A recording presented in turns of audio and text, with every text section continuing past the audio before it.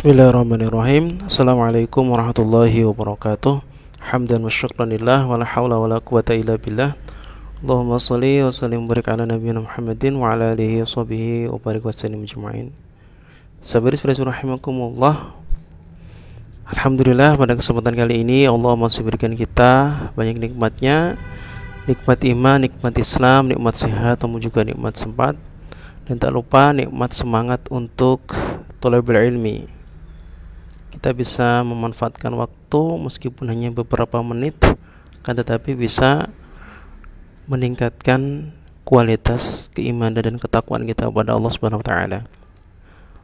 Sahabat rahimakumullah, kali ini kita akan mengambil pelajaran dari sebuah tamthil ataupun perumpamaan, ya, kalau kita menerjemahnya lebih mudah, ya. Ada sebuah perumpamaan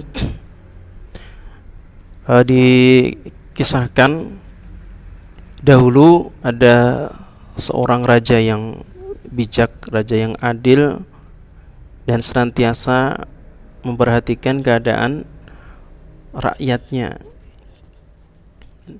Dan beliau ini memiliki kebiasaan ketika di malam hari belusuan atau mendatangi ke kampung-kampung, ya, istilahnya, dengan dikawal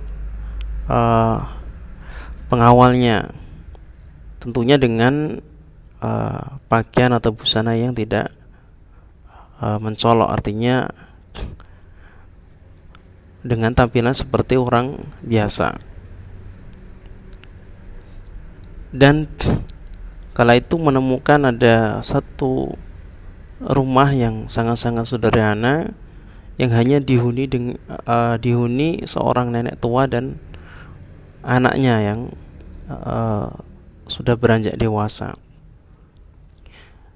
Diamati beberapa kali dengan pola kehidupan yang sama, dan sering, ya, si anak muda ini tidur di istilahnya di emperan rumahnya, ya, dengan hanya tidur di kursi kayu, ya.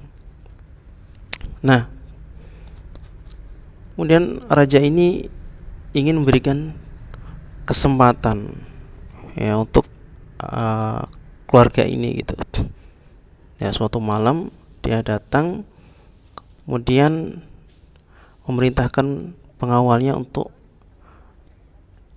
membawa anak muda ini ke istana atau ke kerajaan. Singkat cerita, dibawa ke sana, kemudian diubah, gitu, ya. Jadi sudah dibersihkan, ya, minimalnya digantikan pakaiannya dulu, kemudian ditidurkan di tempat tidur raja. Otomatis sangat-sangat bedanya drastis, gitu, ya. Kemudian dia juga sudah berpesan pada semua pengawal ataupun pelayan, yang di kerajaan itu untuk bisa melayani dengan baik, ya. Anggap saja itu sebagai raja muda yang baru, gitu. Ini beneran, paginya dia bangun, kaget dia, loh, aku di mana ini, gitu kan. Apakah ini mimpi, gitu? Ternyata tidak. Memang dia di istana tadi. Cerita dia ketika keluar sudah ada pengawal yang siap untuk menerima titah, gitu. Nah, pas di titik inilah dia muncul sifatnya, gitu, ya. Namanya orang yang awalnya nggak punya, kemudian dituntut menjadi di situ kemewahan, gitu. Ternyata dia justru malah menggunakan untuk kesenangannya, gitu, ya. Istilah mudahnya itu mumpung ada, gitu kan. Dia memerintahkan untuk mengadakan pesta, ya, penuh hiburan, makanan yang enak, gitu. Pokoknya dipuas-puaskan. Dia mau pakai pakaian yang benar-benar bagus, mahkota. Nah, ternyata ya ini sudah takdir Allah ketika dia lagi menikmati hiburan pesta itu. Nah, ibunya, ya ibu kandung ini yang sudah tua renta itu khawatir ya, anaknya kok hilang kemana, nggak ada kabar, maksudnya misalnya izin kemana, nggak ada.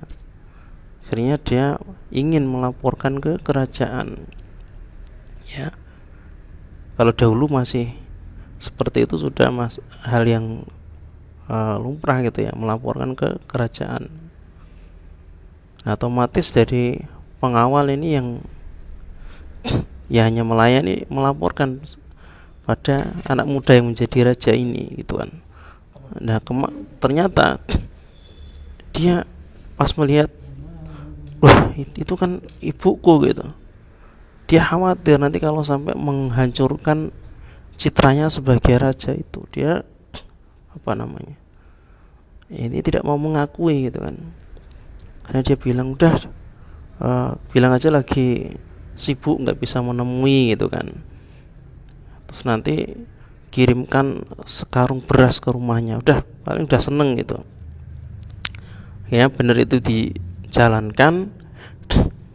Ibunya ini kecewa, wah ini rajanya istilahnya kok nggak mau tahu keadaan rakyatnya gini-gini gitu. Dia nggak tahu kalau yang di sana itu anaknya yang dicari kan gitu, nggak tahu. Singkat cerita sudah selesai semuanya, udah malam, dia capek, tidur lagi. Nah, dia nggak tahu bahwasanya ketika dia menjalani itu ada yang memperhatikan, gitu kan. Nah, kemudian raja yang sesungguhnya itu yang memerintahkan dia dikembalikan ke rumahnya lagi dengan keadaannya yang semula. Nah, ternyata besoknya pas dia bangun dia kaget, loh, kok aku balik ke rumah lagi, gitu kan. Terus dia penasaran ke dalam, ternyata ada suara ibunya, loh, kok aku di sini lagi gitu.